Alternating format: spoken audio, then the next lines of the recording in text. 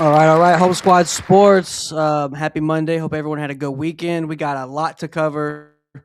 We got playoffs recap. We got Will Thomas joining us for Senior Bowl kickoff. We got the kickdown finally started.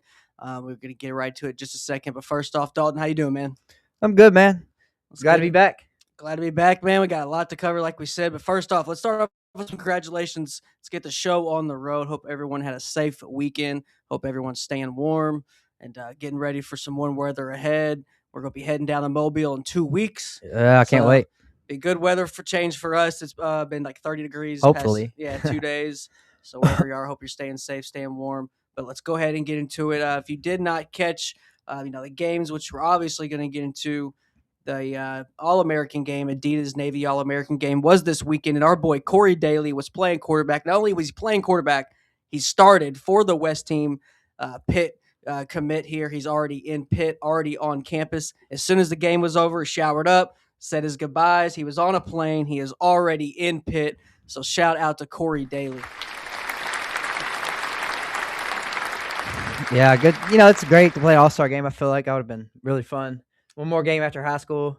One more. Last time. One more game that doesn't mean anything. Just Yeah. go out and play good, no stress. And that's what he did. He made great throws, had a touchdown, and he played good, man.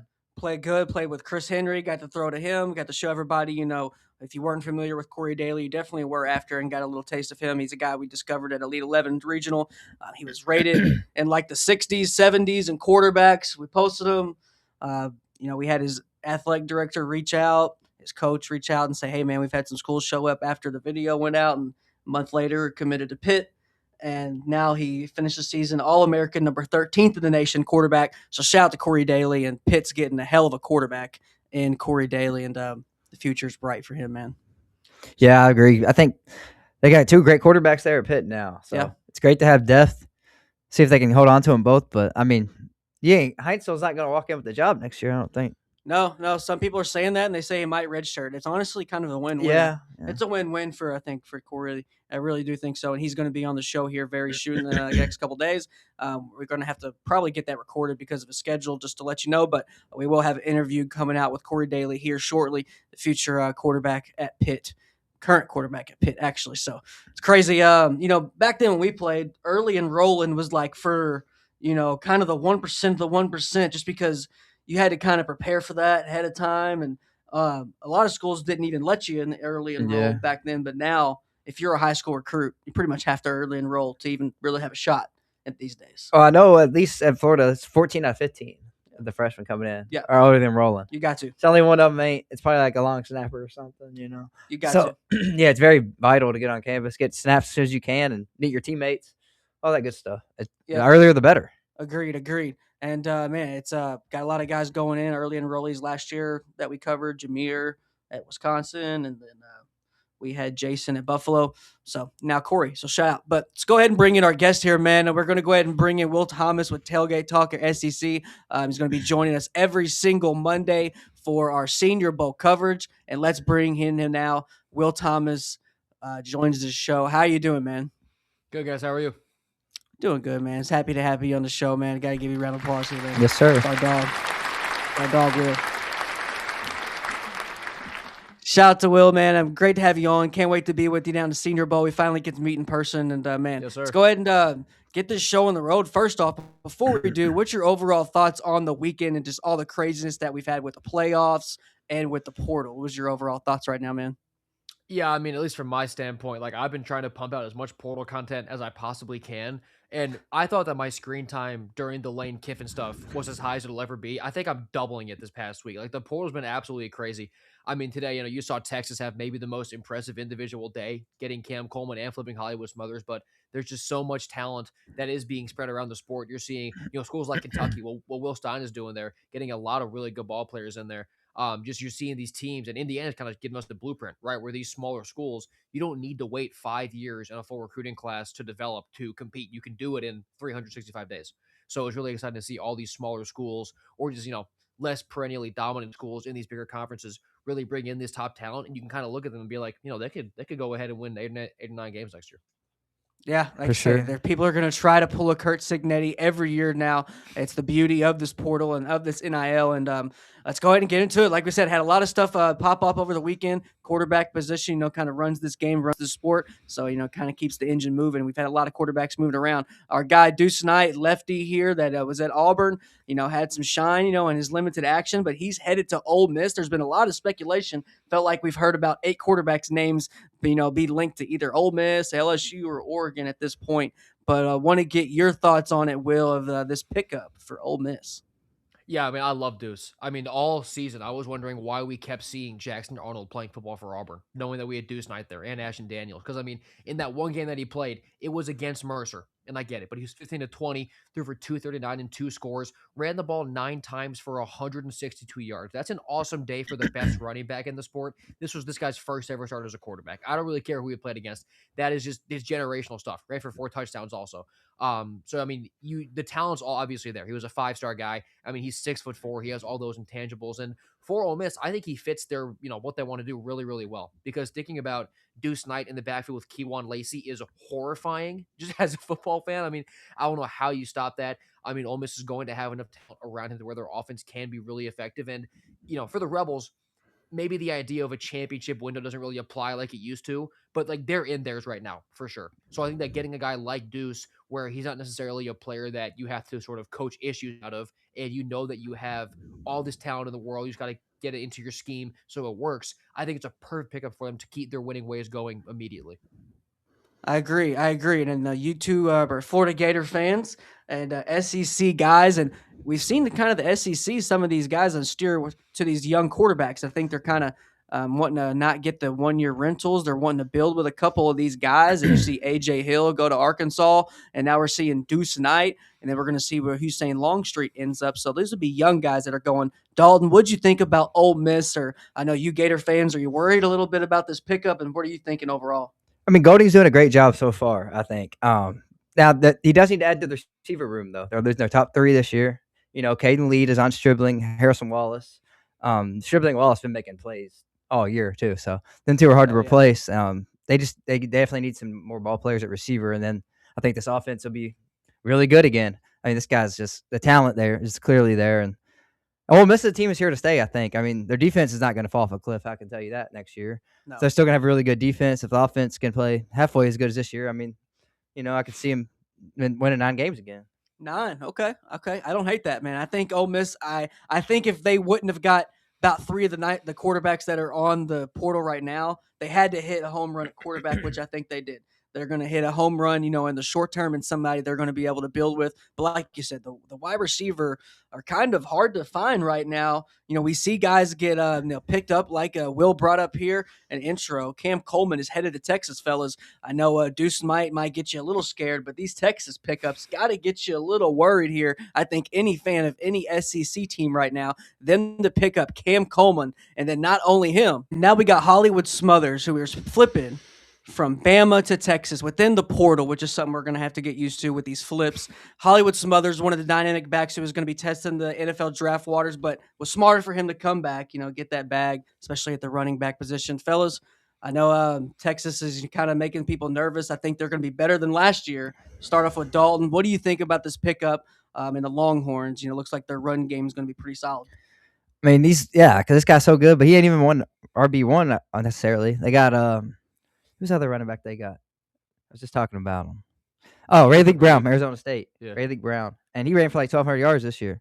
So, I mean, they got 2 really good backs coming in. And they're loaded on offense, right? Wingo, Mosley at receiver. They lost Livingstone, but I don't think that matters. Those replace him with Cam Coleman. Yeah.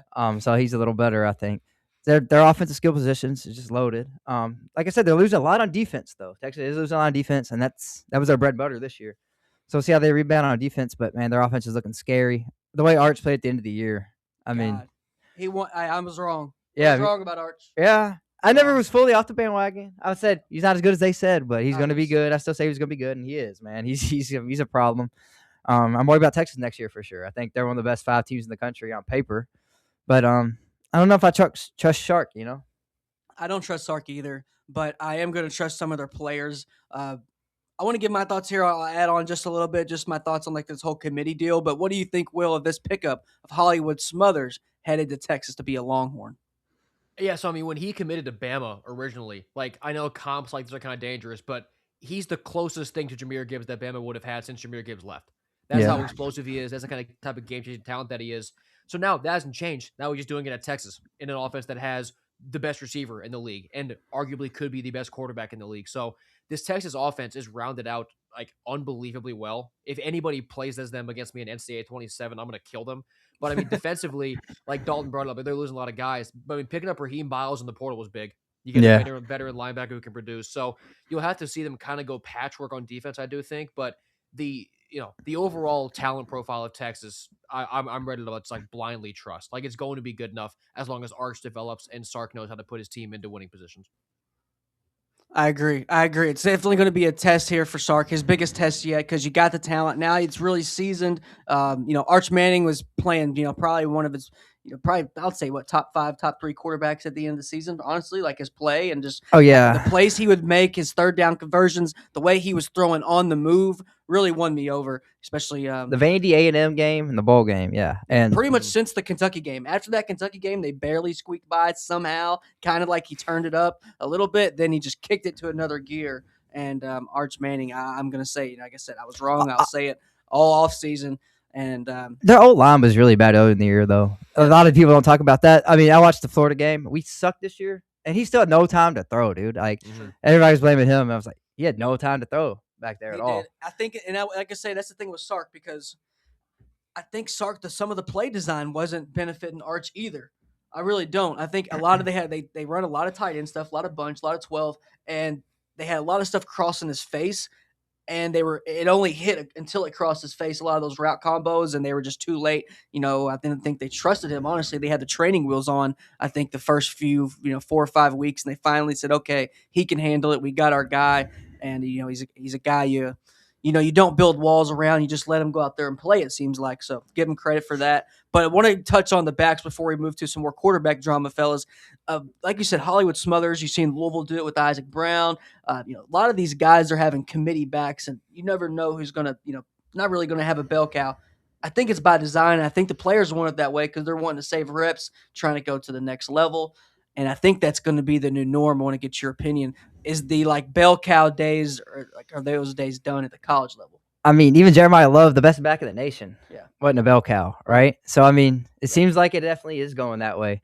I mean, Florida had Jaden Ball. We still went in the portal and got Evan Pryor and Landon Montgomery, 2 really good players, like guys that could start at other Power 4 schools, and they're just set RB2 and 3 at Florida because they're worried about depth. You got to have depth. You never know what injuries are going to happen in the backfield, and you don't want to be in the situation where Louisville was this year. They had the walk-on starting against Kentucky, right, at the end of the year because they didn't have enough depth. So it's great to have depth, and the more the merrier. The more good ball carriers you got, the better. Because sometimes even if you're not hurt bad, you're banged up. You just got the guys just need only need 10 carries a day, and the other guy can take some loads off. So I think it's a good idea. If I was a coach, I would definitely want to have 2 or 3 good backs myself. What do you think, Will? Do you think, like I said, the bell cow days, we won't see a guy who they just run to the ground, DeMarco Murray, a guy? You think the top teams are going to have 2 or 3 back system here? That's how they should do it, right? Because, I mean, even just go back to, when Derrick Henry was in college, from then to now, just the average linebacker is, 20 pounds heavier and 3 miles per hour faster. Everyone who's hitting these running backs is just way more athletic than they were 10 or 15 years ago. So it's just not even sustainable for any human being to take that many hits every single game. Like Dalton said, even if they can still walk out of the field, maybe they can't make that one big cut to break themselves free. You need that sort of running back by committee approach, not necessarily to a fault. Obviously still give your best running back, twice the carries, but you do need that variety of carries. So that you have fresh legs in at all times. And that say your running back 1 goes down for 2 weeks, that you can trust your guys 2 and 3 because they've been getting reps. So you have to be able to establish that trust with the rest of your room, but also just keep that running back 1 healthy, because even if they're upset, or maybe not upset, but just a little bit man, I wish I was getting more carries. You have to zoom out and be if I got as many carries as I wanted right now in college, I've got 3 years in the NFL before I'm not the same player. Right. A lot of it, you just kind of got to zoom out and be running back is incredibly hard to sustain physically. So that running back by committee is just the best way to go. I agree, and if I was a GM or if I was building a team, I'm stingy at running back. I want the guy to be the hungriest guy on my team. I want that guy literally to run like every single run is his last run, his last time he's ever going to touch the rock, and usually get those guys, from a G5 FCS, level. And that's what I would do as a back. If I'm looking to save some money, get the most bang for my buck, and a guy who's going to take never be a prima donna, never because he played for all the glitz and glamour. I want a guy who's maybe, he went to a big college last year or something with his portal stuff, but I love a nice, gritty guy, nasty back. It's what you need these days. I know what you mean, but most of the good backs in the league did come from big schools. Yeah. I know people say backs don't matter that much, but most of the good ones, Saquon, yeah, maybe like Derrick Henry.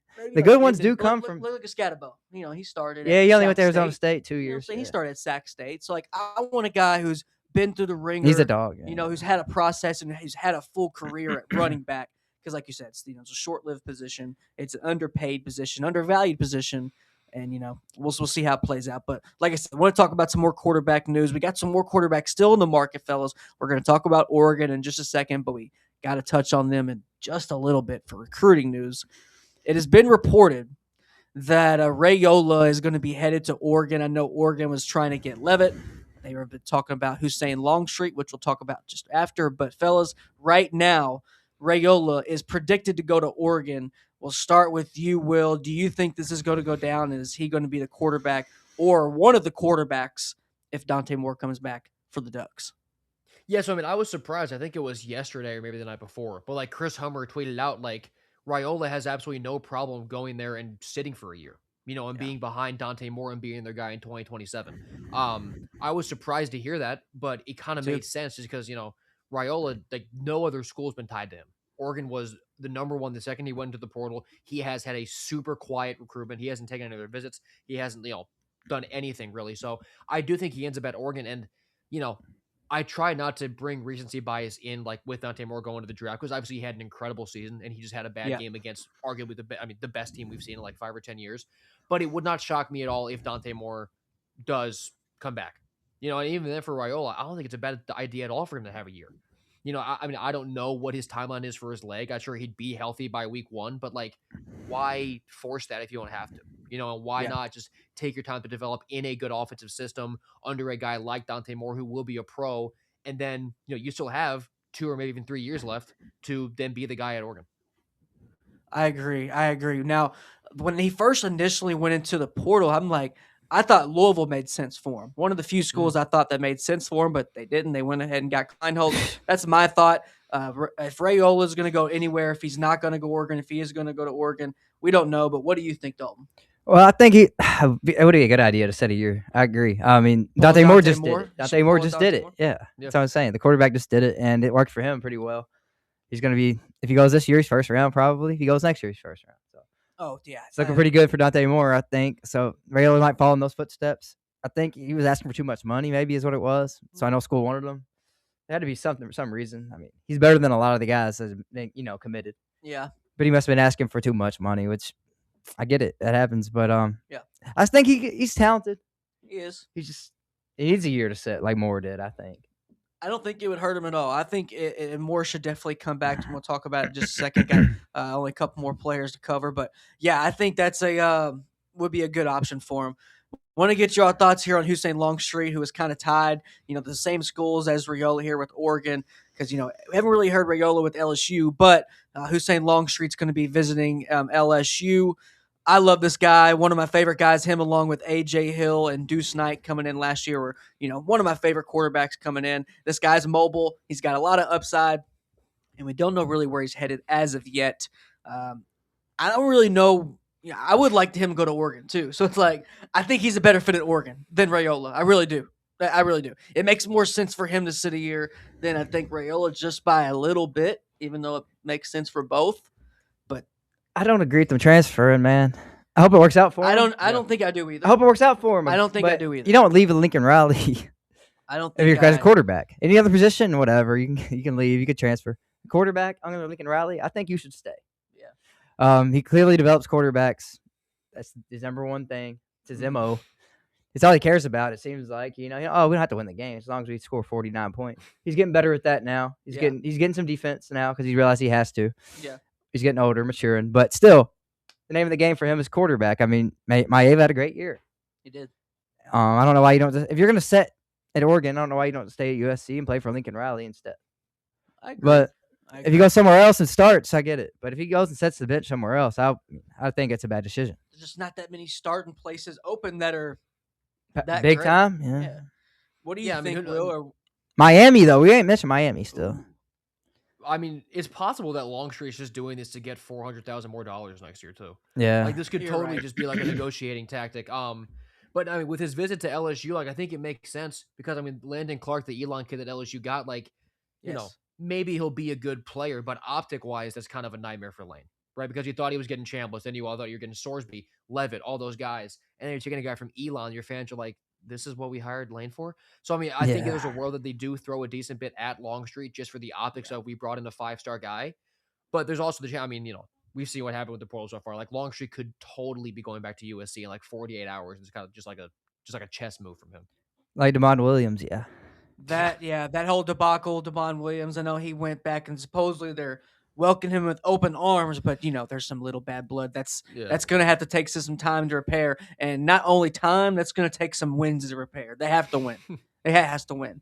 Guys, I wanted, before we move on to quarterbacks, and we'll get into these semifinal wrap up here. We got the national championship set. There's no secret here and how that went down, so it won't take us too long. But I think we're pretty much right now waiting on two guys. We're waiting on what Dante Moore's doing. We're waiting to see what Sam Levitt's doing. It seems like what that's happening. If Dante Moore enters the draft, I think Sam Levitt goes to Oregon. If Dante Moore comes back, then what LSU does is pretty much all dependent on Levitt. So that's my really kind of closing thoughts on this whole quarterback situation, because I mean, we've seen quarterbacks get knocked up. Like you said, he's probably not going to go with the guy with Elon. But shout Baylor Trio, his trainer, who we know. So shout to him. But yeah, am I wrong with those two big pieces? Those kind of have to fall, right? Yeah, for sure. Yeah, Levitt's. I mean, those are the two biggest names out there still. So you're right. Longstreet and Raiola don't know what they're doing until Dante Moore and Sam Levitt know what they're doing, in my opinion. If Moore comes back, I think Levitt goes to Miami. Miami's a good one. Everybody's sleeping on him. Just because they're still playing. Yeah, everybody's just not really thinking who's their quarterback's going to be. It's like, they're going to go to the portal again, probably. It's worked the last 2 years great for them. I mean, they had a number 1 pick, and then they made the championship. So I think crushed ball style is working right now. Until it doesn't, he's going to keep going with the portal guy. Yeah, and then their incoming freshman, Darion Coleman, just joining them for national championship practice. So shout out to him. And like you said, let's go ahead and get into it, fellas. The national championship is set. We were talking about Miami, and we're talking about in Miami. I mean, they're in the national championship. Indiana is in the national championship.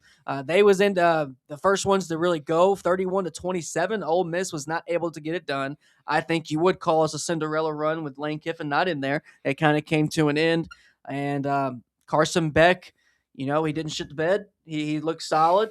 He wasn't the Carson Beck that played Louisville. Played great. This is the same team that lost to Louisville. Yeah, they lost to SMU. And, it's just not the same team. This is a team that's in the Natty. Ruben Bain, Akeem Mesidor. We're talking about Tony. Malachi Tony, who's supposed to be in freaking high school. But this guy is Yak King. And then you got Mark Fletcher. This team is low-key loaded. They got they got Big Francis. Don't forget about their DBs either. Hey, you're the DB guy. Their DBs are nice, dude. I'm gonna tell you right now, I'm not as hip as their DB, because guess what? When I watch Miami, I'm just obsessed with that D line. I'm just obsessed with it. My eyes don't get to the DBs too much. But want to get your thoughts. We'll start off here, Will, on your thoughts just overall on the game and the fact that the Canes are one win away from hoisting the national title. Yeah, first off, I wish that Kejuan Lacey didn't get hurt. I don't think that was the deciding factor of the game, but just not having him to really rely on in the second half, I think definitely hurt Ole Miss. But then, I mean, you go back to the fourth quarter of that game, just the teams being able to trade punches, and you talked about Carson Beck just kind of not blowing it. I really don't like Carson Beck. I don't like him, and he led the team to the championship, which is undeniable. But you watch how they're running this offense. Shannon Dawson won't let him throw the ball more than 10 yards downfield. And when he does, it's because Ole Miss forgot to cover Brennan Marion. And like that's about it. Like everything for Miami is played so close to the line of scrimmage. So Ole Miss's defense, it's fine, but it's not like this elite unit that I think can really take away that sort of offense. I'm a little worried for Miami when they go against this Indiana team that literally cannot blow an assignment. That they might get swallowed up unless Mark Fletcher can run the ball 25 times for 5 yards per carry. But I mean, you guys touched on Miami's defense. Like that front seven is just, if the front seven op plays the way that they have the past 3 games, really nothing else matters. It's just a crowbar in the bike post of the other team because it can totally disrupt what they want to do. You can hit Mendoza around, you can get them out of their offensive game plan. And then you can kind of get away with not having a great offensive attack because Ruben Bain and Mesidor are the ones who are running the game. I agree, man. It's crazy they're in it, and it's one of the beauties. These two teams that are in it is proof this transfer portal is working. I want to get your thoughts on Carson Beck. I caught your tweet where you were talking about Shannon Dawson. I thought Shannon Dawson was kind of in prison earlier this year with the Crystal Ball system. You know, Crystal Ball being an O-line guy, he loves to pound the rock. Shout Danny Boy Kane. He loves just to pound the rock. And we're sending Danny Boy Kane a shirt. We got in touch with him this weekend, and we're sending Danny Boy Kane a shirt. So shout to Danny Boy Kane. But yeah, man, it's crazy. Carson Beck, I will say he's grown on me this past month. He's grown on me because he just hasn't shit the bed. But he hasn't been able to throw the ball north down the field. They have an east and west offense, but it's working. It's working, so it's hard for me to pick at it too much. We've seen when Carson Beck doesn't have the training wheels, but I think with right now for them to win this next game, for them to beat Indiana, he can't have training wheels on. You have to let Carson Beck go out there and win it. You have to, because that's just how you're going to have to beat Indiana. That's the only way, and I don't even know if that's going to work. I really don't. I don't know. But what was your thoughts, Dalton, overall in this game? You guys are Florida fans. I don't know. Does it sting a little that Miami's in here? It sucks. What are your thoughts? It sucks that Miami's in it. I was for Ole Miss all day. Absolutely. I wanted them to make it without Lane. That would have been really cool. No. I know you didn't, but yep. That's Miami team's a complete team outside of the receiver position. If they didn't have Tony, I mean, screwed. They would not be in the championship. Screwed. Because they lost. They failed to replace Restrepo, Isaiah Horton, and Elijah Arroyo. Yeah. Right? They didn't replace them correctly. They brought C.J. Daniels, who had 400 yards at LSU last year, no tutties. Had a decent year, but he was a number 2. I mean, they didn't have great weapons outside of Tony. That's why it's throw him screens and let him cook. Yes. And give the ball to our running backs. And they got him 10 wins, and then they got to the playoffs. Our defense took over, and I know y'all talk about the front seven, but I'm going to give the secondary a little love, man. Okay. That play they made against Georgia, that pick 6 by Keontae Scott, probably was what won in the game. I mean, against Ohio State, Jeremiah Smith was the guy that's supposed to block him, all-world receiver. Just completely ran right past him like he wasn't there in the pick 6. The secondary is 6 or 7 deep of studs. So even when, the rare instances that the front four doesn't get home, the receivers are still plastered usually. So that's why this defense is so good. I mean, they don't just rely on the front four. It's a complete defense, man. I mean, 11 deep on defense, and way beyond that. It's really 20 deep. So I think that's what 20 deep on defense. Yeah. 20 deep. 20 solid players. They're 20 deep. They got 2 full defenses. 18 maybe. There's 11 starters, right? There's 11 starters. All 11 starters are really good. Yeah, it's 20 deep. And they got Marquise Lightfoot, Armando Blunt, Raul Aguilar, Xavier Lucas. 50. It's all right, 18 deep on defense. The players that are studs. This is the first time I'm hearing this from anyone. They're 18 deep. Yeah, nobody talks about them. Right, okay. But they got 18, not 18 guys that would start everywhere, but guys that can come in and play consistent football. They do. They rotate a lot. They rotate a lot. Yeah. If you watch them, especially a D tackle and secondary. Obviously, yeah. Bain and Mesidor's in there. Their D tackle, their interior line is a little underrated too. Everything is underrated except the receivers. Their O-line doesn't get talked about. But Indiana, on the other hand, they're just dominant. And they got Cantwell coming in next year, right? And that's his name, the big O dude. I think the number 2 or number 1 recruit coming in next year. He's already, practicing with them. Yeah, Cantwell. So can't wait to see that. Miami's good. Great win. I want to get your all's question on the Miami. It's just because I'll forget about it because I'm a dumbass. But does Miami do anything better than Indiana? I mean, rush the passer? No. Maybe. I don't know if they do anything better. They might rush the passer better. That's it. I don't know if they do anything. But that's still That's close. That's it. It's close. Yeah. That's about On it. passing downs. That's it. You know what I'm saying? Like, what do you think, Will? Do they do anything better than the Hoosiers? Because we'll go ahead and roll into this game. It won't take us too long to cover this stomping the 22-56 beatdown.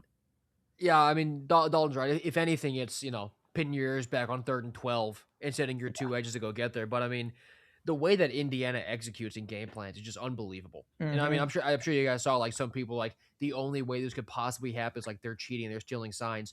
This is the most impressive 2-year turnaround that we've ever seen. So why can we say that, but then we can't just say that this coaching staff is just the best we've ever seen at scouting and game planning and prepping their players? Because that's what we're seeing. I don't think they're cheating at all. I think this is just the most buttoned up, well-coached team that maybe we've ever seen.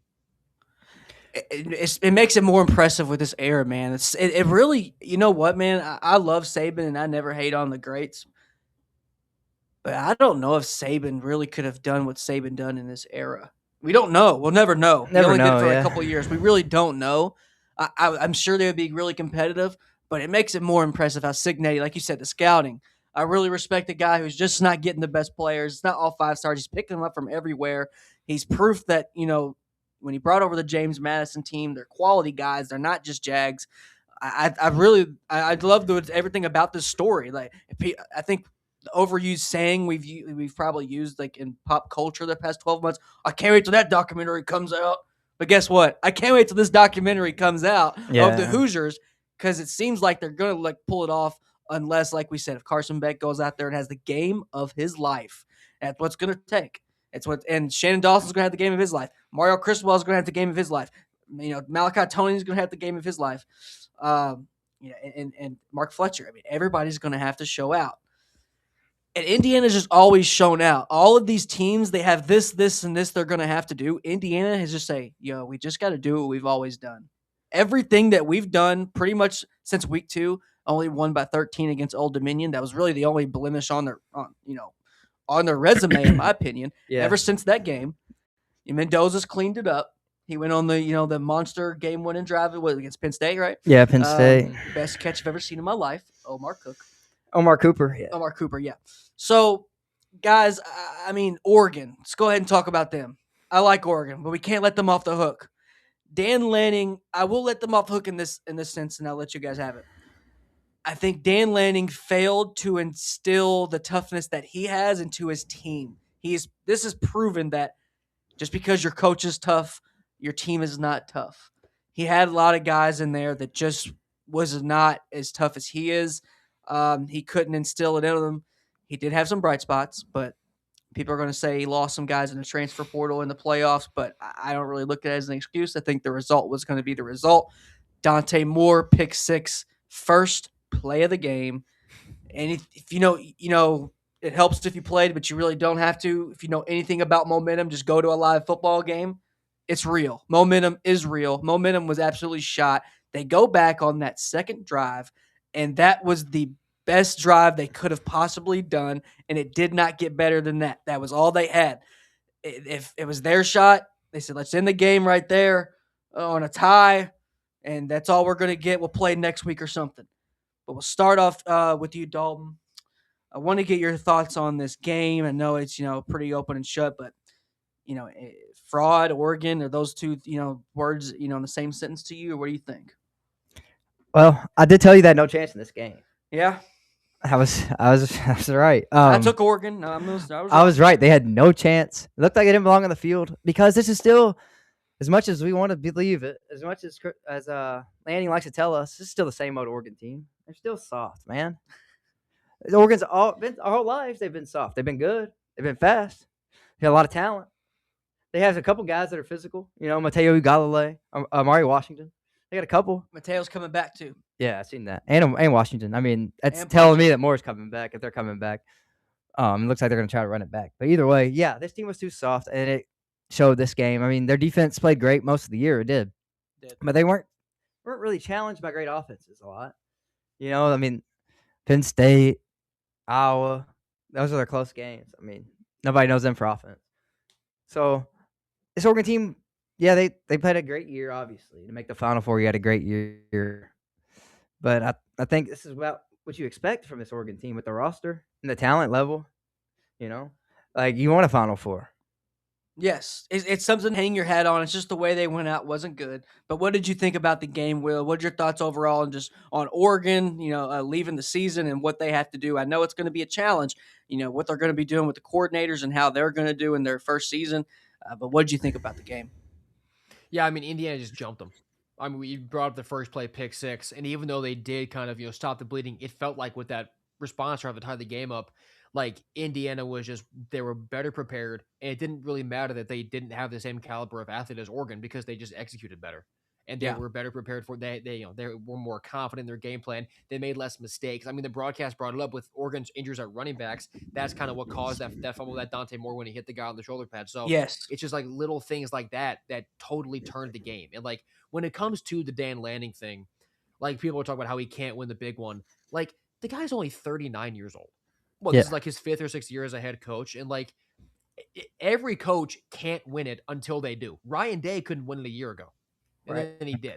So, like, there's not you guys. I'm just saying, like, the general consensus around Dan Lanning is this team can't get it done. The guy's not even 40 years old yet. He's barely been a head coach. Like, there's that type of reaction is not warranted for losing. I mean, granted, that was about 34. But, in the semifinals against a team that is playing at a level that we haven't seen in a long time.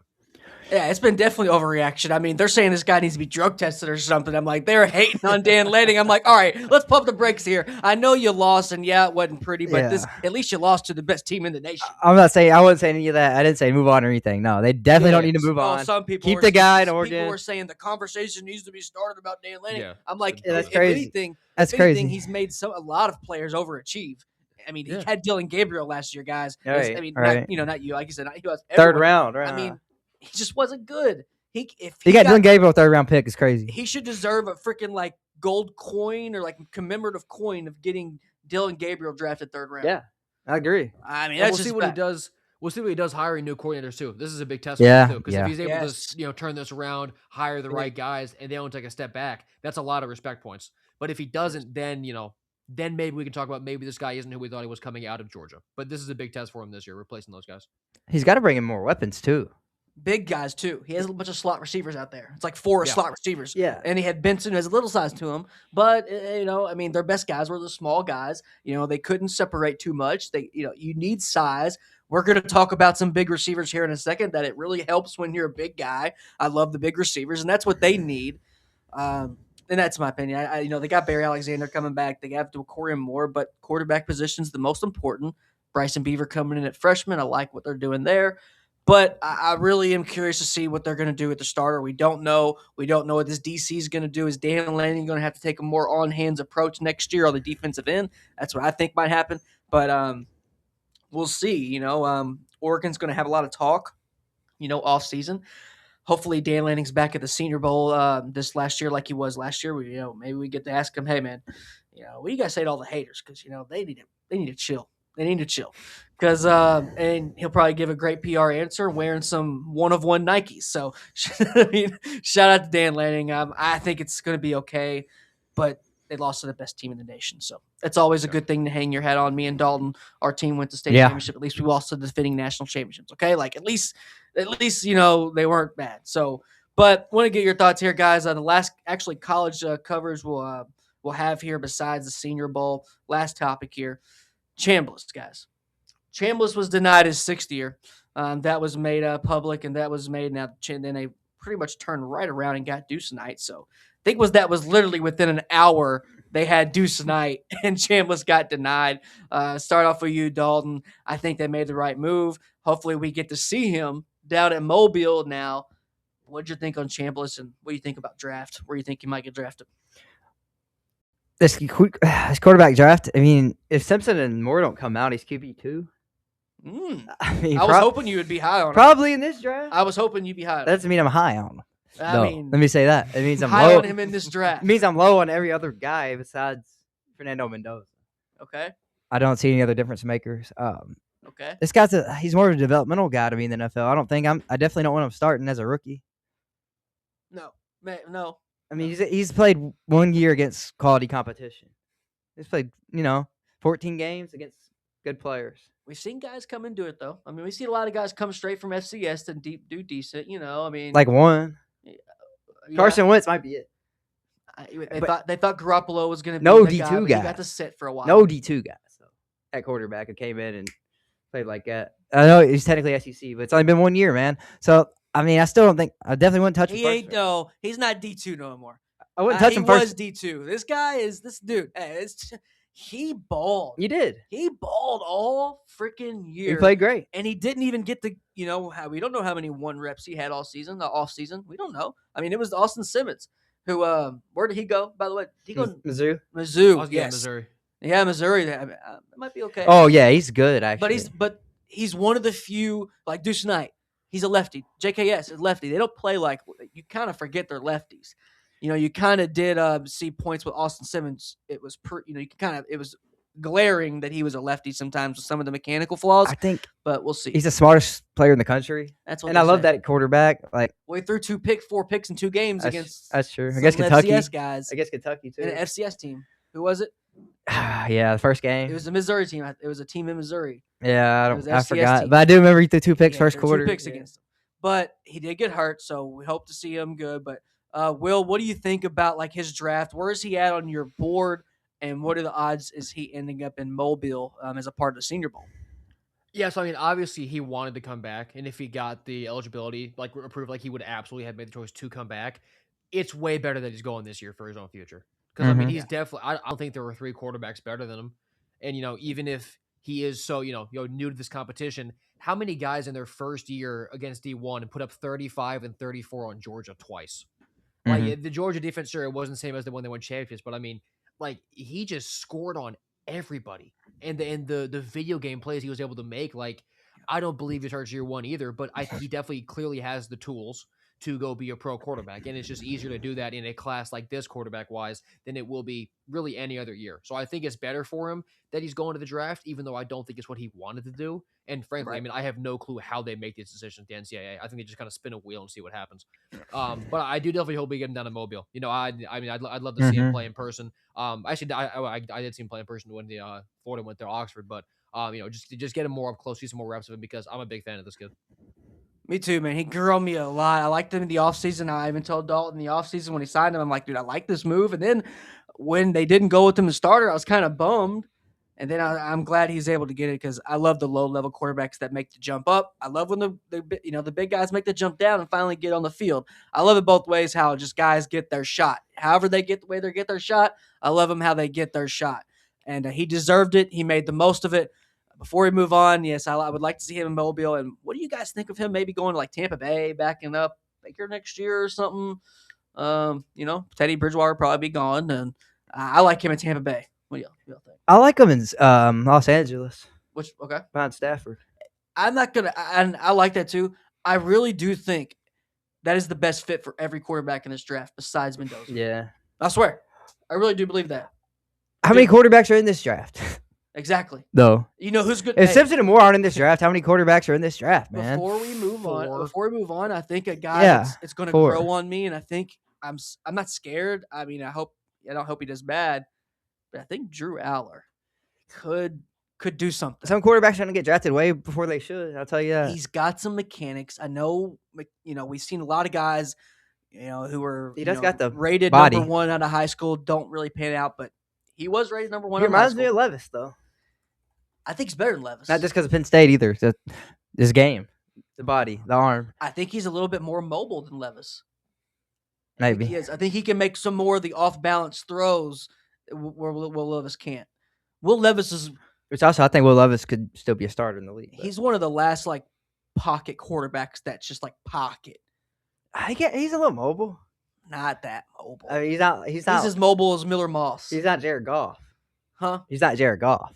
No. Let's say that he's more mobile than him. Okay, yeah. That's the guy. That's the pocket passer, Jared Goff. I like that. I'm just talking of new age quarterbacks that are coming out because they're all a little mobile. At least you got to be the pocket. They can all do the off balance, the Mahomes. Will Levis can't do that. Yeah. Will Levis is chilling. Will Levis is Jay Cutler in it. He's chilling. He's stepping up in the pocket, old school. And you really, don't see a lot of quarterbacks like that. Like a standard quarterback now is like Joe Burrow.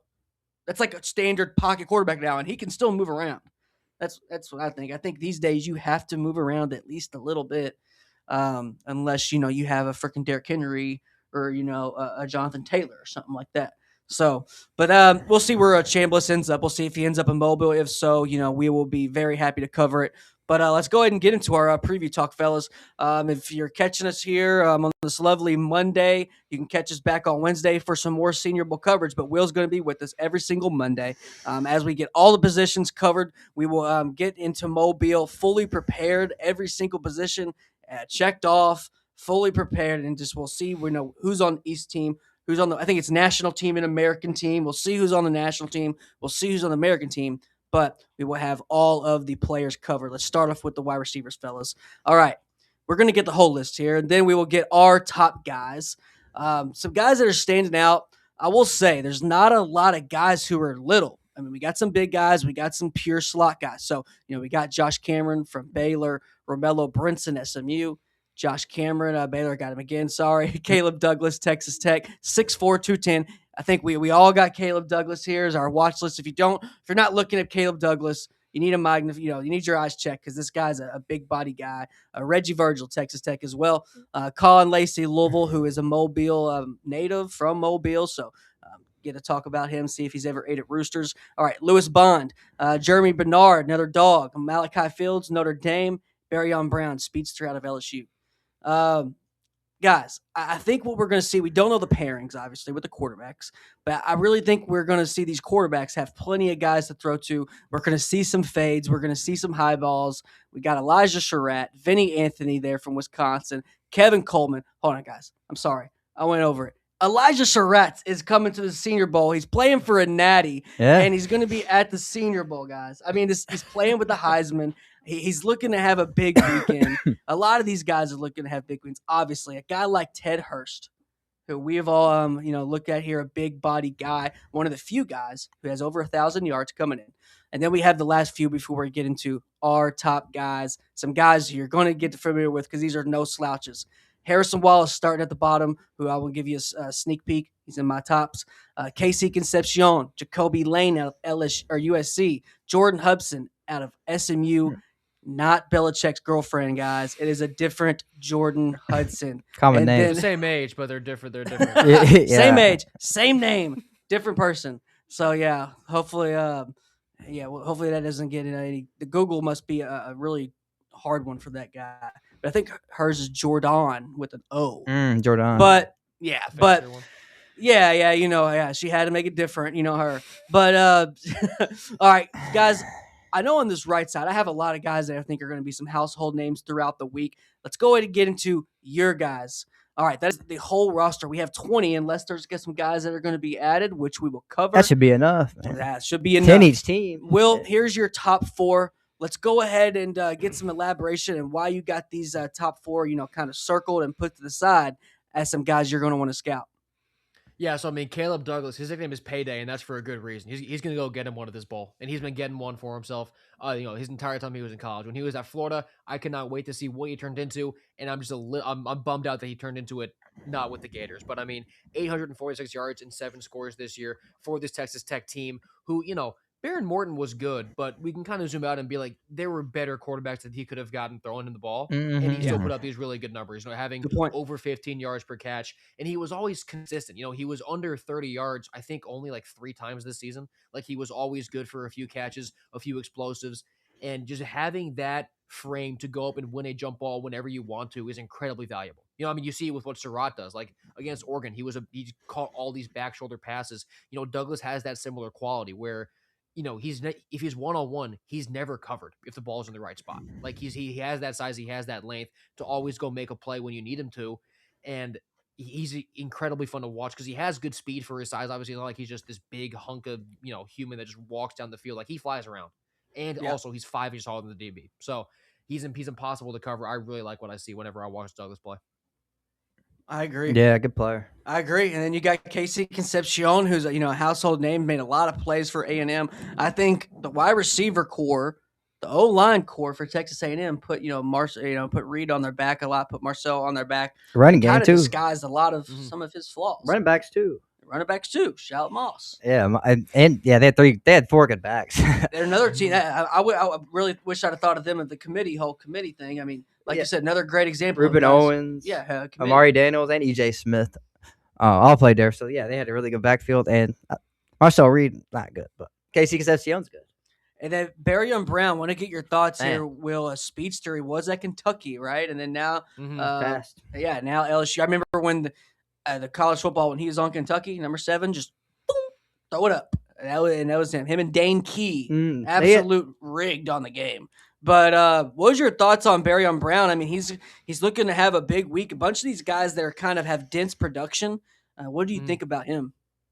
Yeah, I mean, I really love smaller slot speedy guys. For whatever reason, that's kind of my type when I look at these receivers. And, when Brown came over, like, go back to preseason here, like, LSU's receiver room is stacked. You have Garrett Nussmeier there throwing the ball. Like, can he really get his? And then all of a sudden, the question quickly became, can anybody get theirs in this offense? Like, LSU's offense was broken. Nussmeier wasn't healthy. I never was that big of a fan of him anyways. So, I mean, Brown only had 53 catches for 532 in his score. But when you watch what he's able to do, like, no one can stick on him one-on-one. He had a play in the Clemson game where he caught a ball in the pylon. Should have been a touchdown, but they call it incomplete because no one knows what a catch is.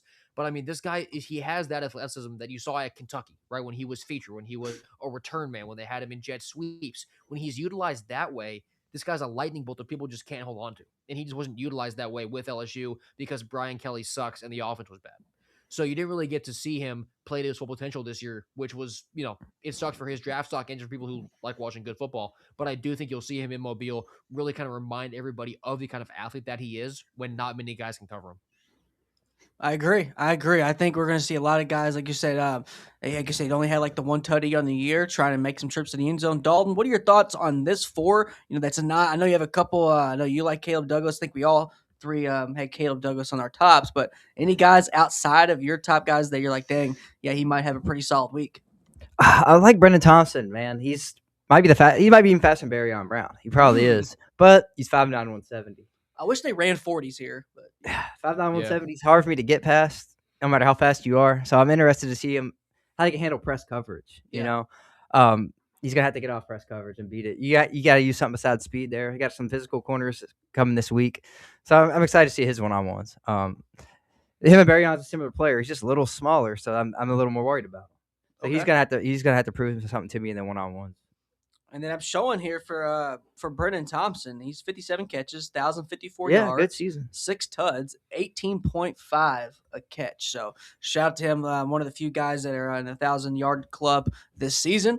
And they're going to be looking to make some big plays. So, heck of a list, man. I think we're going to see some guys, jump on both of our lists that, we didn't see coming. Like we did last year. I know last year, Pat Bryant was a guy who, absolutely showed out. Good and player. I was like, he caught everything. Ty Felton was a guy. He sucked this year, too. I know, but Ty Felton was a guy. He did have a good week. He did have a good week, though. He had a great week. And a lot of these guys are going to have great weeks and make them some money. It's what it's all about. The draft starts in Mobile. And Dalton, give us your thoughts on your top 5 here. I like Ted Hurst, so we'll go ahead and say that's my guy. So we had to run over Douglas and Brown. Pretty much same thing Will said with them. One more thing to add on Brown. I think he could be this year's Chim DK. Okay. Be first team All-Pro returner as a rookie. He's got that kind of juice in his return game. So I could see that happening. Lewis Bond, I put him on here because I haven't seen him play that much, Nobody watches Boston College football this year unless your team played them. Florida didn't play Boston College. So I didn't watch much BC this year. There wasn't too many NFL guys on the team. Yeah. But this is one of them. I mean, he put up big numbers in this offense. He's done it consistently every year.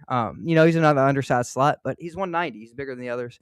So he's got a little bit of physicality to him. I'm excited to see him. And then also Josh Cameron, 6'1", 224. Weird body type, right? Usually 225 guys are 6'4", 6'5".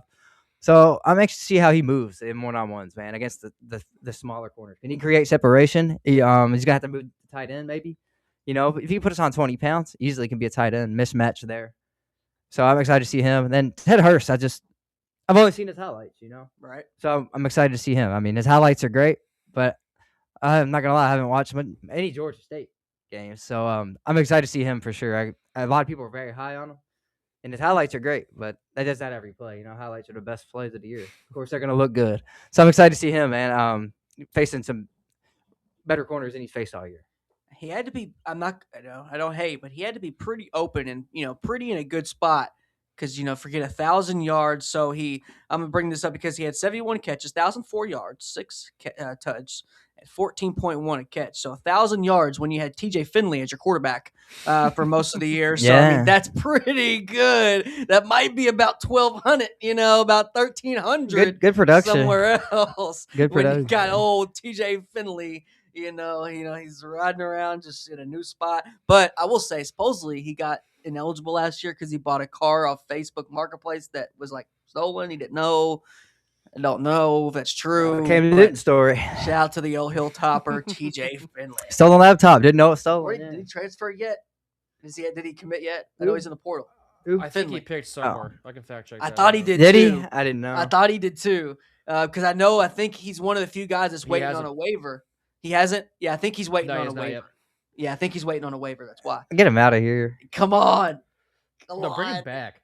Let him keep playing. He's going to be like the dude off Old School, just be on campus all till he's 35, Just keep him on campus, man. All right. Let him look out for the youngins.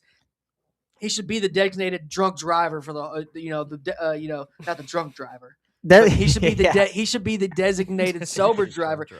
For the drunk people, yeah. Yeah, for all the drunk people. Sorry, that's what his job should be. He's like, okay, we'll let you throw some balls around, but you got to pick up all these guys. Georgia should hire him. That's what it should. Yeah, Georgia should hire TJ Finley just to drive all the kids around. In exchange for like 2 pass attempts. Because he shouldn't. Because he shouldn't be at no party. You shouldn't be at no party. Get away, TJ Finley. So take your. I feel like I was so young when he started playing football. Do you imagine when he does his laundry, how many team gear he has, how many team workout shorts he's got? It's exhausting doing all that. It's got to be exhausting. 5 or 6. He can rock a different hat, shirt, shorts, socks of all the schools. That's probably cool. Whenever he does finally retire, he can go back to 6 different schools. Yeah, it's hard for real. He's just his like basement's gonna be just hella DJ. It's like, oh, you play with all these guys? Like, no, these are all my jerseys. Yeah. Like, these are all mine. So shout out to TJ Finley. Ted Hurst is a guy I think is going to be showing out. And then you got the Baylor cat here, who he took me all by surprise. When I saw him play this year, because with the jersey number. Yeah, I was like, all right, Josh Cameron. I was like, all right, he's like 34. I thought he played running back. But when I seen him out there, I'm like, oh, this guy's out here being a stud. Out of this list, I obviously love a big old Caleb the most. I like him, big body, give it to him. But Hurst is my second. Do you have a guy who might be an unsung hero who's on your 5 that may be showing out? Yeah, I really think Bond's a sleeper. Okay. I mean, the production he put up at Boston College with that offense, like Dylan Longergan, 993 Grayson yards. James. I mean, they didn't have a quarterback. And 900 yards in the ACC, that's solid production. Yeah. You couldn't ask for much more of that offense. And he did that a couple of years, So, I think he'll have a good week. I wonder how many – well, they have Bill Bryan's still there, right? It's crazy. And then Boston College just had their first ever All-American player, I think, this last weekend in the All-American game. So, hey, Boston College is trying to make some moves. They still need a quarterback for next year. Yeah, I was curious. I was thinking while I was saying, I was like, okay, who's their quarterback next year? They don't have it yet. Huh? A lot are getting transferred, so. TJ Finley. Where'd he go to Rutgers, I think? Jaden Rashada. Oh, my gosh, man. Maybe. Dude, I'll make a – so the portal's supposed to end on the 14th, right? I think 16th. 16th. Okay. Okay. 2 weeks, yeah. Yeah, that's crazy. That's crazy. A lot of good names.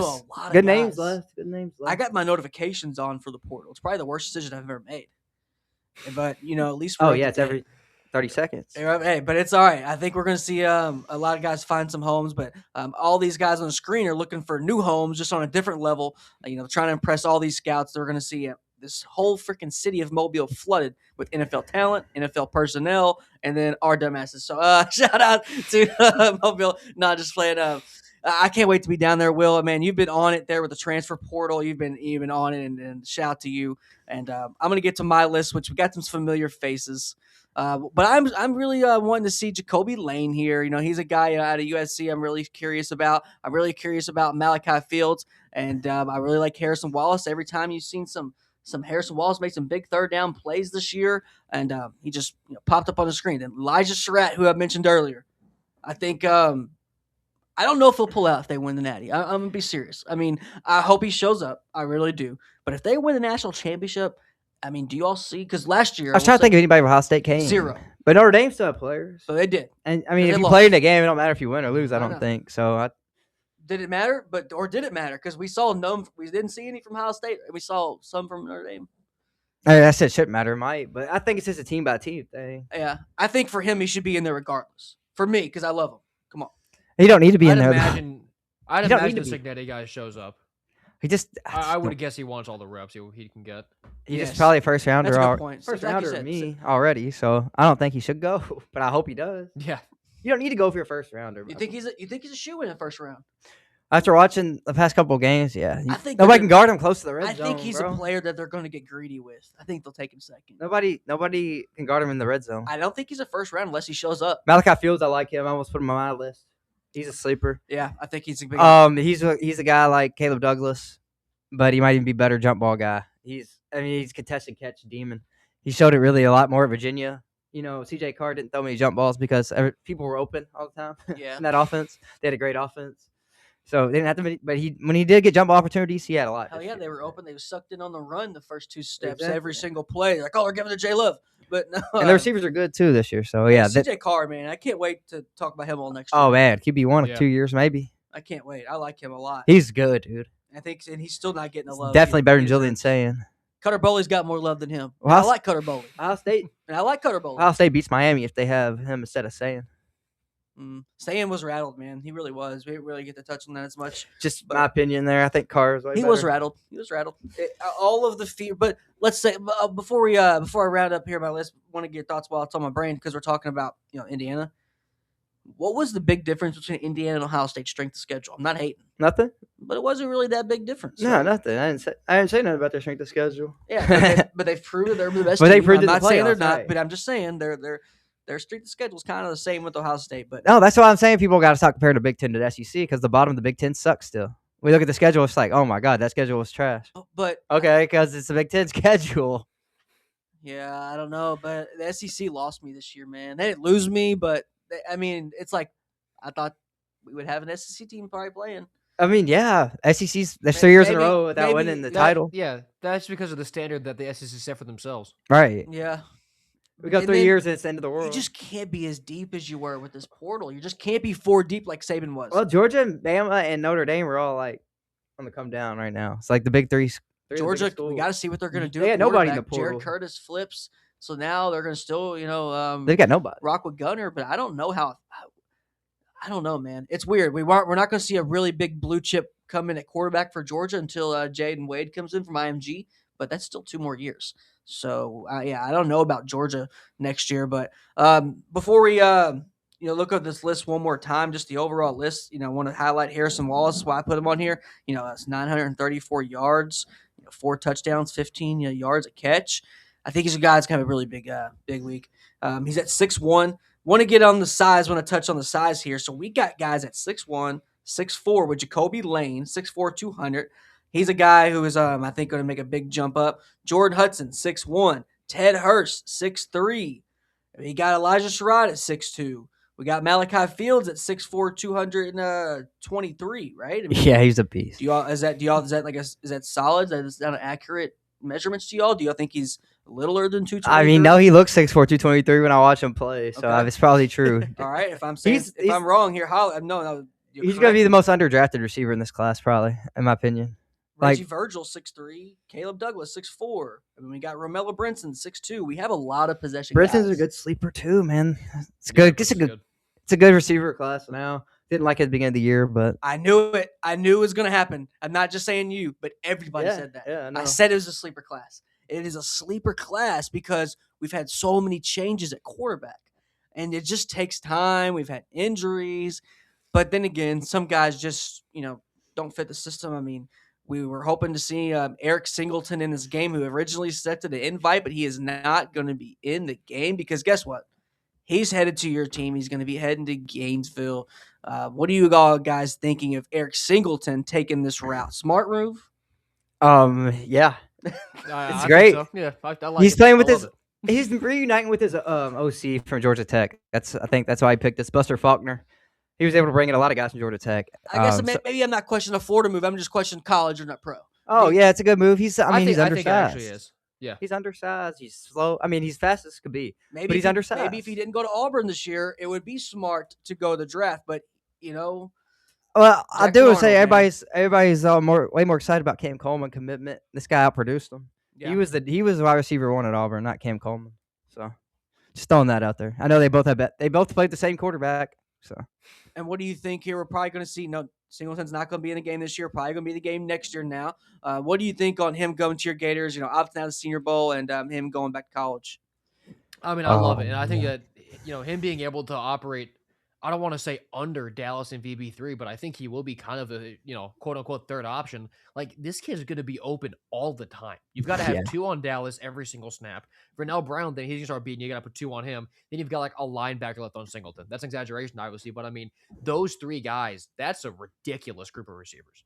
And the room does what kind of did. They lost some guys to the portal, Nation Montgomery they lost, but it's enough talent behind those 3 where this is one of the best receiver rooms in the SEC, maybe in the country. We'll let them all fill out obviously through the portal, but those 3 guys together is crazy.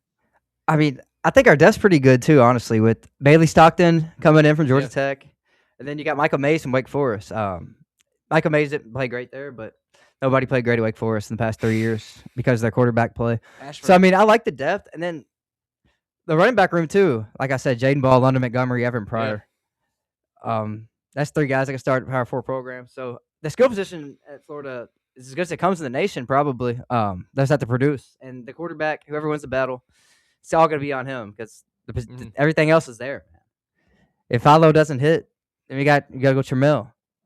You can't let the quarterback be the reason this season's over because, the portal additions were great. I'm a little scared. I mean, everyone should be a little scared because we haven't seen, what the guy's made of, but people are high on Philo. I'm high. I've been high on him. I was high on him 2 years ago when he played at Georgia Tech. When he was on the Reigns King, I was high on him. I was like, damn, this guy's playing really good for a freshman. And he won't even have to do a whole lot. He's just that's what I'm saying to everybody else without throwing the ball to the other team. With those weapons outside, but you got to use. You can't. Oh, we can't. Oh, we're playing the pass. Okay, Jaden Ball's gonna go for 6 a carry. So this offense, if we have a decent quarterback, dude, watch out. I don't hate it, man. No, I don't hate it. I want to see you all do good. I just think with the first year, I think it's going to be hard. The schedule's pretty good though. But favorable. Mm-hmm. A lot of these teams got favorable schedules. Ours has got we had the hardest one at SEC, so they had to make it a little easier. Oh yeah, you went through a gauntlet this year, man. It was and we played Miami and South Florida, but the gauntlet had to happen because you had to have the change. You're right. Yeah, I think it had to happen. He had a better portal class in like 3 days, and Napier had all 4 Florida years. Gators fought a lot of the games. A lot. They fought. Yeah, the roster's incredible. The talent's there. They did have talent. Oh, we beat Texas. Every game they fought. We could have beat Ole Miss. Should have beat Georgia. You were at the LSU talent's game, there. Right? Oh, should have beat LSU. We didn't throw. That's what I will say about Philo. You ain't got to throw 5 picks in the game. No. So as long we could have won that game still. I mean, somebody's not going to let him throw 5 picks.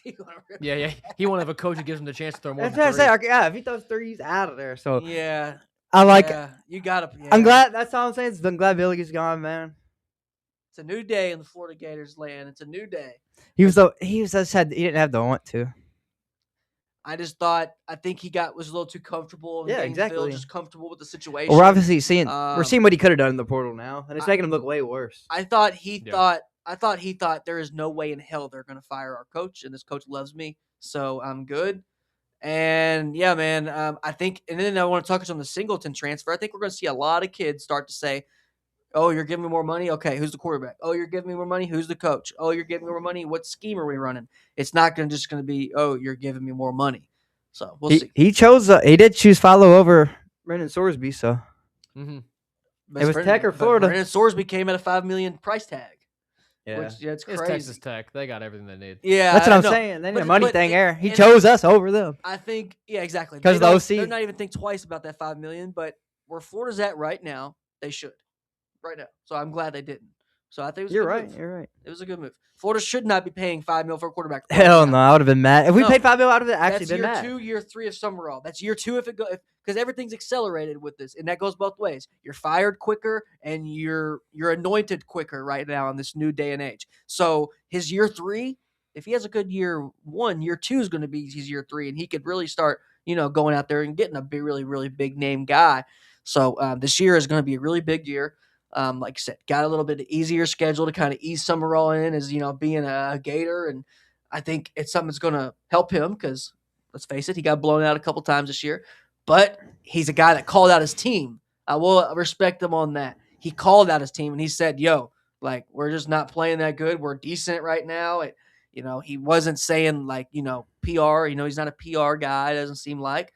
Seemed like he's a guy who's a nitty gritty, which I think what Florida needs. It spoke volumes to me when he didn't take any Tulane players. Yeah, exactly. Except the kicker. The kicker's a beast too. Like he made multiple 50-yarders.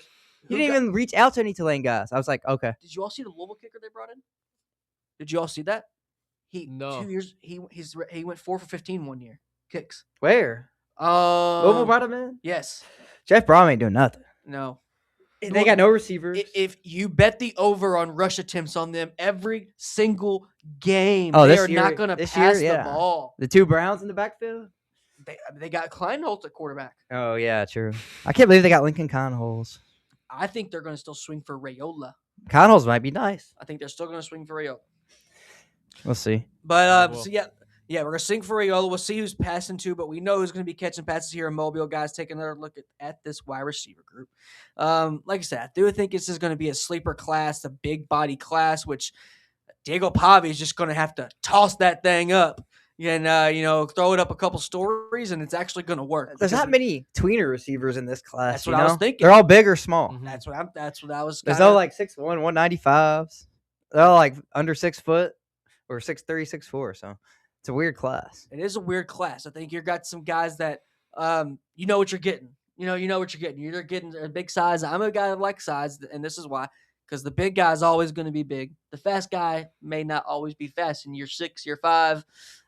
So I just like big. Well, that's why I brought that up because I like the tweeners the best. The best receivers in the league are usually the tweeners. Elite Neighbors, Jamar Chase, Justin Jefferson. They're not huge at all, but they're not small either. Those have been the best receivers in the NFL prototypically. So those are the guys I look for, and this class just doesn't have many. Yeah. But that doesn't mean they're not going to produce at a high level. I mean, the game's changing every year. They're getting more spread out. So there's always a need for faster guys every year. So especially with all the motions they're using now. The best offense in the league use motion like 70% of the time in the NFL. And the fast guys are usually the ones doing it. So there's definitely more room for these undersized receivers than there ever been.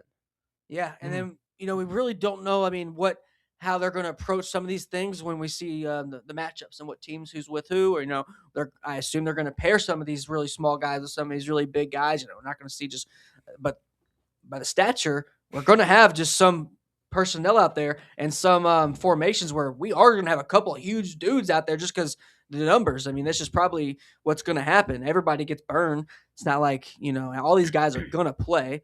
So.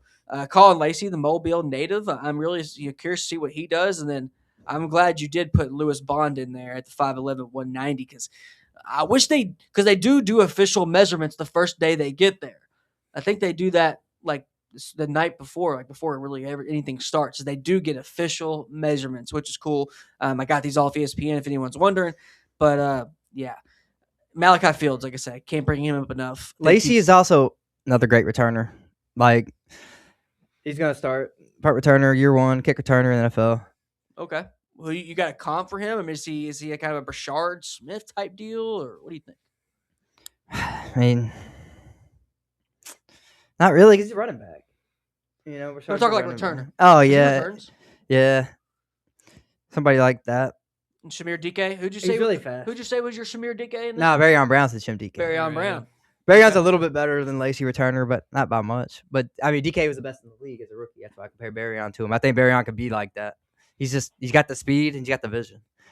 He had a lot of kickoff return touchdowns at UK. He did, and then we got the quarterback set, which we will cover down the line. But yeah, curious to see who they're going to be actually throwing to and which ones will, and a game plan because, I mean, what North Dakota State, Cam, he's pretty much what I was saying. Cole Payton. Will Payton. He's pretty much one of the only ones kind of like a really good runner, right? I mean, all the other ones are pretty. Taylor Green. Taylor Green, Yeah, that's Taylor it. Green. Okay, pretty those two, right? Or everyone else is kind of. You got Around Sawyer. He can. Sawyer can move. All of them can move now. That's why this game. Everybody can move now. This game needs Trinidad Chambliss. No quarterbacks. I mean, Nussmeier's in a wheelchair, but everybody else can move. Oh yeah, Nussmeier. Yeah, he's Jared Goff. Yeah, I was about to say he's Will Levis right there. That is Will Levis. Is Nussmeier. Was Jared Goff without the smarts? That's Will Levis right there. Oh yeah. He's Jared Goff if he sucked. Exactly. Yeah, he's Jared Goff his rookie year, but forever. Yeah. Man, Jared, it's still weird that he was the first overall pick. That's why I played so good last year. That's crazy. I don't know if I remember a quarterback playing that bad from one year to the next. Oh no. He almost won the Heisman. Because at least, Aller finished got top hurt. 5. He finished 5th. Klubnik, they all got hurt, huh? They all three got hurt. Klubnik, Aller, and Nussmeier, all three got hurt. Well, Klubnik quietly played pretty well. He did. After the first 2 games. He did. He covered up a lot of Dabo's mess, which is I don't know, man. Clemson and Penn State are just in the same boat to me. And I think Penn State's going to be better than Clemson. Penn State's going to be fine with all their Iowa State transfers. Yeah, they're going to hit the ground running. Matt Campbell's a good hire. I like Campbell a lot. I mean, Penn State's basically Iowa State last year. Hey, them that's a solid team. Penn State and Michigan, whew, they pulled it off, didn't they? I mean, last minute, right? They got a couple guys there. It looks like going to fit for them. Michigan just got Javier French today too, receiver, 5-star from last year. I'm looking for him to transfer next season as well. Just a prediction. Okay. I don't think he's going to like Michigan's offense too much. There's no way he does. You said, man. I mean, he left Texas because he didn't get no targets. It don't matter if you start at Michigan, you still don't get targets. Yeah, Underwood's going to throw the ball 5 yards over your head. It won't matter. Yeah, dude, that guy. Not only 5 yards overhead, 90 miles an hour when it doesn't need to be. Yeah, like it just. Yeah, it's gonna like he's gonna break somebody's hand. He just screams Anthony Richardson to me, and in the worst way possible. Yep, I'm glad you said that. I'm actually really glad you said that. Yeah, in the worst way possible. Anthony Richardson, you don't think he gets another shot, fellas? I mean, quarterback still really young. Quarterback played bad. Yeah. He should. Yeah, I was gonna say he should. I think he's the fact that Phillip Rivers got a call before he did, or maybe he wasn't healthy. He was still hurt, right? I don't know either. Was he? I forget. I thought he was hurt all year. I don't know because if not, that don't make no sense. He got hurt in a weightlifting accident. He hurt his eye. Yeah, with his eye. Yeah. So it's possible he was still not able to play. But the fact that Rivers got a shot makes me believe that someone's got to give him 3 games at some point. Yeah, he's only 23. I tell you how bad QB development is, though. He's the same age as Diego Pavia. QB development's so bad because Rivers came in and played good. Rivers played solid ball. I don't like Anthony Richardson, but you got to give him another shot. I don't even like him when he went to Florida. If Malik Willis is about to get another shot, he deserves another shot. You can't tap out of a game as a quarterback, so I don't like him either. Yeah, and then what do you think, Will, here on just some of the stuff with just the Senior Bowl before we get into some more positions? Right now, we're seeing some guys add late. Now, we're seeing the edge rushers probably be the most stacked position. Mm-hmm. Where do you rank the receivers in the top of the positions? Like on offense, are you seeing this being the best position group on offense so far? I think it may be O-line. But where do you think it stacks up with all the positions across the board? I mean, yeah, running back's a little underwhelming to me at this point, for sure. Okay. I was kind of hoping we got a few more really sick guys there. I'm sure. I mean, so good players. The O-line group is pretty impressive. Yes. That's probably a good call by you. They got a lot of really good ball players. So I would say it's probably either receiver or O-line for sure. Tight end, though, I mean, I like Justin Jolie a lot. I like Michael Trigg a lot. I like Cuevas a lot. There's some ball players tight end, too, actually. Trigg. I love Trigg. Yeah. He's a dog. Yeah, Trigg's nice. And it's going to be hard to live up to that tight end class last year. It really is. I mean, we had Arroyo out there. We had Mason Taylor, Bartholomew, Harold Fanning. Terrence Ferguson. We had a couple Mason Taylor. Shout to Brenningstool. He did a cut for us. Thomas Fadone, New York Giant. Yeah, it was a hell of a class, man. It was Harold Fanning, bald. And yeah, it was just a really fun class. I think this class is going to be just as fun, man. Before we wrap it up here, Will, like I said, I do want to appreciate you coming on, man. Can't wait to have you on next Monday. Overall thoughts on the wide receiver group as we ended out, and just overall on the college football, and just your kind of any thoughts of what's been going on this past week and where we stand. Yeah, I mean, this week's definitely kind of been a big microcosm of what the sport is, which is kind of like total chaos, which is it's fun, but at the same time, like I kind of wish anybody was in charge of it. But, still the greatest sport on the planet. We get to go see the best of the best play in a few weeks. I mean, these receivers specifically, I mean, just some explosive guys and the big bodies. You get that mix. Receiver really is the most fun position for me. I mean, I played it in high school. Nice. So then I get to watch guys who actually know how to play receiver. With this group. So I'm excited to see all those guys go out there and ball out. Hell yeah. Didn't know he was a receiver. Shout out. That's awesome, man. Yeah, I can't wait. Like you said, I've been looking forward to the Senior Bowl like for some months and months. I'm like, dude, I cannot wait. And we've been on pins and needles this past year. Like, are they going to let us in? But I mean, all the boys that got in, all the guys from Draft Professors as well. So, man, it's going to be awesome. I think, and especially seeing your work and all the other guys, as I know you all are going to knock it out the park. And I can't wait to do some shows down there. Dalton, what is your thoughts here on college football playoff? And we got the national championship set and the Senior Bowl before we head in, and where football's at right now. What are your thoughts just going in? There's a lot going on. That sums it up. There's just so much going on. I wish the portal was the day after the college championship. Yes. And lasted 2 weeks. That makes too much sense. Yeah, it just makes too much sense. Nothing makes sense in the NCAA. So, that's just a wish. And then 10 days off now. Like, what we got, 9 days off until the championship? Like, yeah, 10. Yeah. I mean, I know you want to see your guys healthy, but damn, dude, you also want to see your guys, like, ready to go. I mean, this is the most distracted era ever, in my opinion. So I just think. Oh, yeah, social media and all that. Yeah, I just think you don't know what could happen these next 2 weeks, man. But nonetheless, we are going to get some ball, but within that break, Senior Bowl previews are going to keep rolling out. We got Senior Bowl here on Wednesday, some more previews as we get all the positions covered. And, man, I can't say it enough. Can't thank you enough, Will, for coming on, man. College football, we had the national championship set. Are the Hoosiers going to get it? The Canes haven't even been to – they didn't ever even get to a playoff, right, in the 4-team, and then now they expanded. They have not played for hardware since the BCS era. 01, 02. Which is crazy. So, I mean, they've been down, man. They've been really down. I mean, even in their years they were good, they were down still. Like Malik Rozier and shit. Yeah. Like, they were like 10-0. Yeah. They did. They still weren't good. Brad Kaya. Kaya. Ja'Cory Harris. Shout out to Corey. Yeah, I did like him. He was decent. I like Miami for a little, because they weren't good, and we were really good. I used to not mind them. I was like, they suck. They're fun. I fell in love when we were. We beat them every time. This is going to age us. We're old. We're 30 now. But when that the U documentary came out, we were freshmen or sophomore, and dude, I mean, we were in the midst of playing. I'm like, dude, when that came out, I mean, I didn't know half the stories, all of the celebrations, all the rules that they tried to change to stop them from having fun on the field and how they ran Miami. I mean, they were more popular than the Miami Dolphins back then. Yeah. I mean, the Miami Dolphins were getting into clubs and before the Miami Dolphins. Yeah. And that was just a crazy era, that whole just swag era. All the players they had roll through Miami. And it's good to see those teams come back, even though, I mean, let's face it, fellas, when you have success, you all know it. You all are a fan of the Gators. You all have championships. You get a lot of bandwagon fans. We've seen a lot of Miami fans come out the woodwork these past 8 months, I'd say. But I know one of the ones that are diehards are Danny Boy Kane, so we want to give a shout to him. And maybe we'll see if his team can pull it off. Fellas, want to thank you, for your time here, and thank everyone that's been tuning in on this fine Monday. I mean, we had the national championship set, Senior Bowl. Can't say it enough. We will have you covered on Wednesday, 8 p.m., Corey Daly will be joining. I think it's not going to be Wednesday. It'll probably air Friday, but we're going to try to get that recorded. He is in Pittsburgh as of yesterday. So he's on the grind. He's early and rolling, trying to get on the field. And I'm telling you, set your timer, but don't set it too far because guess what? He's going to be on the field sooner than later. Some of his highlights this weekend, done crazy numbers on X for our count. So shout to him, shout to all his coaches. But fellas, can't thank you all enough. And we will see everyone back here Wednesday at 8 p.m. Y'all have a good one. Yep, see ya. Peace.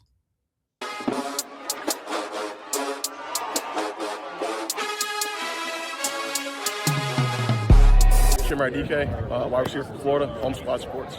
This is Jacob Harris, and shout out to Home Squad Sports. Hey, it's Jake Brenningsool with Home Squad Sports. This is Seth Hennigan.